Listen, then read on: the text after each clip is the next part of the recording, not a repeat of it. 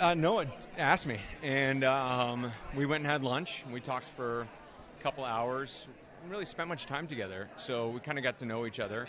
And I read the part, and I told him that's sort of impossible to do. I don't know how to do it. And he was like, okay, well, could you try? And I'm a huge Noah Baumbach fan, so that was an easy yes for me, to be pushed to do something you don't typically know how to do and expand your vocabulary for your work is a really incredible gift to have. And you have that sort of breakout scene, and I think you've talked about how it was difficult for you. You were just talking about that here. What was sort of the biggest challenge for you, or how? Well, I don't. You can be. There's lots of different ways to be an actor. One of them is a result-oriented actor. That means you kind of script out when you're going to laugh, when you're going to cry, when you're going to be angry, when you're going to be moved.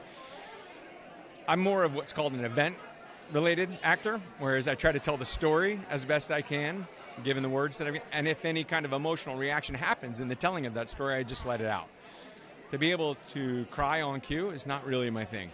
And so that's what Noah asked me to do. So I had to figure out how to do it. It's not enjoyable. That's the answer.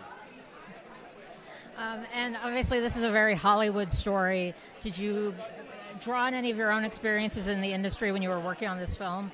Well, it's very easy to draw on acting experiences. I went to acting school too. So to deal with the hierarchy when people get out of school, who gets an agent first, who gets a manager first, who gets the first audition, who gets the first job, who gets the first magazine thing, all those things they're in the air everywhere. And it's really hard to maintain your friendships and your collegial relationships under that kind of pressure. And so this movie reflects on that moment between both of them, and that's a very easy one for me to remember.